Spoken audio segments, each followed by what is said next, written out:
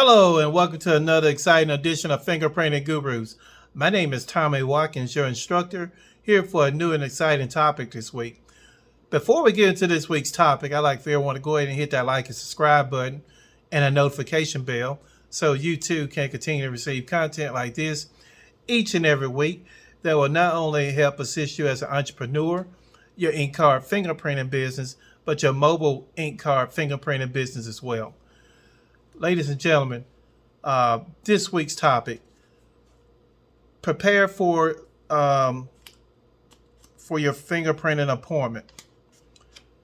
And first and foremost, want to try to touch upon every possible scenario for us preparing for your fingerprint appointment. We want to touch on some things from the time of the call to just about anything that's possible, really. I want to start out first and foremost is when you're doing an intake call for fingerprint. You want to ensure that when you take that call that you're touching bases with the customer. You want to get a feel to ask if they've been fingerprinted before, and you want to also at the time try to declare or to find out whether they have any missing digits as far as their hands, so that will help you better prepare for that. And of course, at a later time, it could be an easier way of trying to obtain that information by just your website alone, where you can set up certain drop windows where they can click that information, and it makes it that much easier to prepare. But you want to, do this, ahead of time, so you're not in shock. You know how to label a particular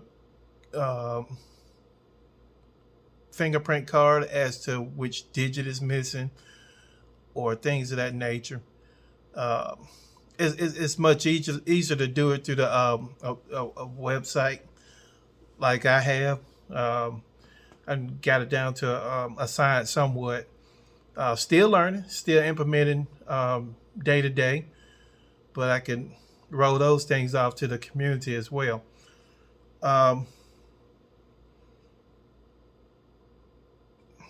And also you want to ensure for us that those phone conversations, you want to make sure they don't wear any jewelry when they appear at the appointment. You want them to already have those things secured prior to coming in with you for that appointment. Therefore, you're not held responsible for any diamonds or anything like that happened that roll off, or you happen to roll that finger with the diamond on and it fell off. Ensure that they take that off way beforehand and secure that piece of valuable out there in the vehicle or whatever. You want to ensure that they don't bring no more than one other person to the appointment with them, unless they need assistance or anything of that nature. It should just be them personally coming to that appointment. You want to ensure that the individual has proper driver's license, whether that's military ID, driver's license, U.S. passport. Of course, those are the things I use. With me being a notary, I try to stay in standards with what they accept. That also helps keeps me in line, basically, so I don't go off and accept all these different types of ID. But if you as a business owner wants to do that, that's fine. But me as being a notary, I try to fall within those notary guidelines, so I can stay clear, because that's what I demand from my clients when I'm fingerprinting. It's a state issued ID, driver's license, military ID, or a U.S. passport. Uh, if they don't have those four types of documents, it's nothing they could say to get me to roll those prints, basically. Uh, some documents I will work with depending on the NNA standards, but other than that, I would not use any other type of government documents outside the confines of what NNA's expectations are. Um, Another big thing is to ensure that um, your supply bag is properly supplied. You want to make sure you have everything um, you need to not only do uh, that particular client's job, but any other jobs after that. Because you get into this business, you're going to see that you will get call after call, and you want to make sure you're very stocked, basically. You want to get to a point where you have that primary bag and a secondary bag. So I would say at least have two bags on hand within your vehicle. Um, it really helps. That will ensure that you're never out of supplies, that you will always be in demand for bigger jobs, because that big job is a day away, basically. So don't take what you do for granted, because you have people calling from everywhere trying to get uh, these appointments. Now that these pandemic restrictions have been lifted, you have people everywhere that's trying to get fingerprint for, of course, their credentials, new jobs, license, everything of that nature. And some people don't want to have that wait time going to the police station getting their fingerprints rolled. Some just don't like the police station in general, and some they just rather just deal with people outside of law enforcement to roll those prints. And that's where you come in at. Whatever that phobia may be, you're there to help soothe all of that, because you're not working with government authorities. Basically, you are basically your own independent contractor or business owner to help them and to help that process be a painless one to them, basically. Um, what else I need to check on? You want to another important thing. You want to secure that payment. You don't want to get clients' information and and and and and wait to be paid when you get there to the payment site. That's the wrong way to do business.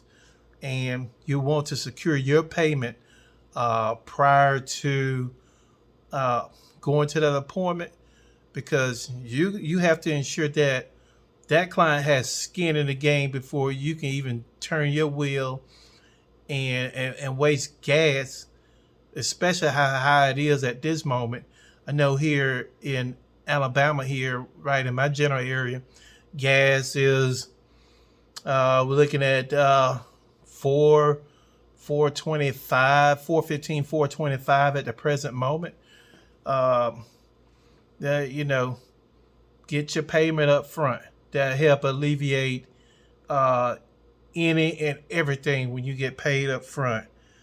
Um, Another good thing is to prepare for your fingerprint appointment. You also want to take a snapshot for the Google pages of a particular business that you're meeting at. You want to take a snapshot for your phone. I forgot what they call that. and you want to forward that over to their phone so they have their address where you are meeting he or she to roll their fingerprints. It's just good customer service, good common practice to get into. Uh, Me personally, I don't go to residential homes. Um, it's because I tried it. Some of these residents have uh, like 100,000 steps before you can get into their homes, and I'm not really with that. So I always pick like common locations throughout. I can name a few, but the rest of it is proprietary. I can pick like a local Starbucks to a McDonald's. There are other key spots that I have, but like I said, as proprietary, and and that helps a lot. And what you want to do, you want to get uh, those spots nearest to that customer where it's interrupting their schedule as little as possible. So you always want to get uh, your fingerprint commercial location nearest to their address. This will uh, cut down on a lot of traveling for them and put that drive on you basically because you're getting paid for it. So don't have them uh, driving all across town uh, to get that done. Now, it's a different thing. Let's say if the clients in another county, because my fees differ by county. Some people rather not pay the fees I charge for certain counties that come there. So on my drop down menu, they will see, oh, it's cheaper for me to come into this county and meet and do such and such. It makes sense for them to drive in then because they want to pay the cheaper price for that county. Hell, I allow that. It's no issue. I have no problems with that as long as I'm not driving to them and they getting the cheaper price. My price increase as I go into counties nearest to me and of course further away. Uh, what else I want to touch on? You also want to also advise the client the day of their appointment. You want to have them to advise them to do little as possible with their hands uh, prior to the appointment. This will help to preserve um, their their fingerprints to get impressions. You just don't want them to do anything that's strenuous uh, before it's time for you to get those impressions. You want to wear, you want to make sure, like I said, with that equipment bag, you have proper PPE. That'll be like personal protective equipment. Um, I don't know how many of you feel, but I know for myself, I wear my PPE regardless. Now, if the customer states that, you know, you know, they're okay with me not wearing a mask, depending on where I'm at, I'll take that mask off. If it's outside facility, I'll take it off. Now, if I'm indoors, I'm gonna continue to wear that mask. So it's just that's an individual preference on how you want to handle that. But that's how I handle that. Pretty much, if I'm outdoors and that client's comfortable, I'll just take the mask off. That's only outside only. Now, I'm on the inside of a facility.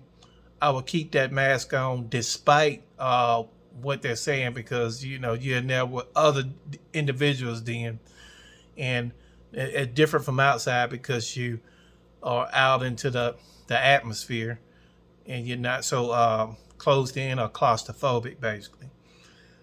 Let's see what else I could touch on.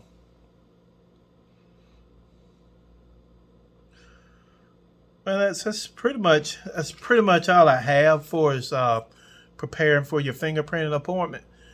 You want to you just want to make sure you give them a screenshot into their cell phone of the location where they are to meet at. Therefore, it's no mishaps because like we have a dozen of Starbucks. You could they can go to the wrong Starbucks by giving them a screenshot of the actual location. It shows on that Google My Business page. Okay, this is their phone number. This is their address, store number, etc.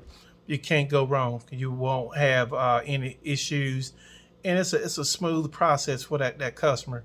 And and you got to think about it from this position.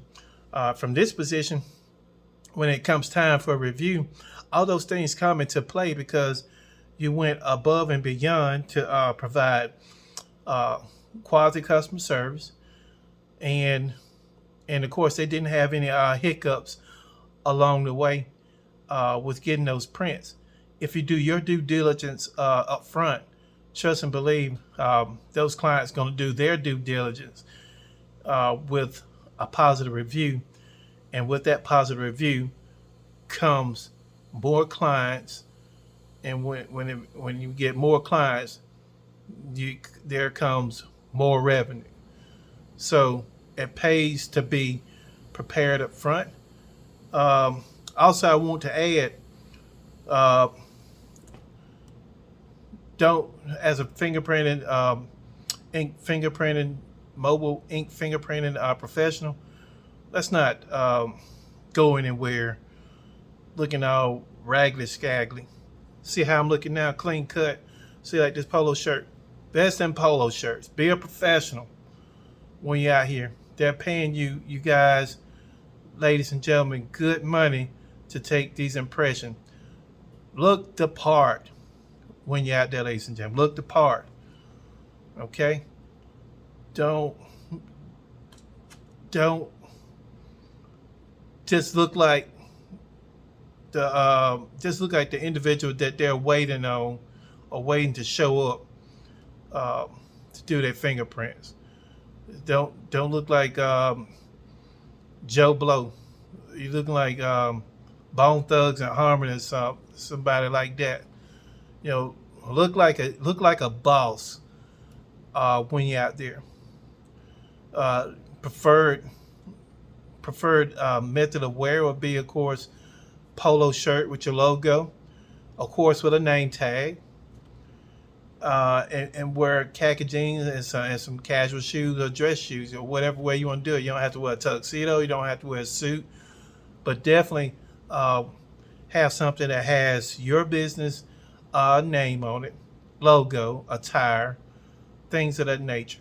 So you can make your brand identifiable to that customer when they come up in a business crowded full of people. They'll be able to point you out because they not only seen that logo on your website, they see it on your shirt, and you're looking like a consummate professional. But that's pretty much all I have at this time for preparing for fingerprint appointment. If you have any uh, questions, do comment in the comment section. Tell me what you like, what you don't like, and what you like to see more of. I'll see can I definitely make it happen for each and every one of you. Um, do hit that like and subscribe button, and that's pretty much all I have. And I'll see you next week on a new and exciting topic. Thank you.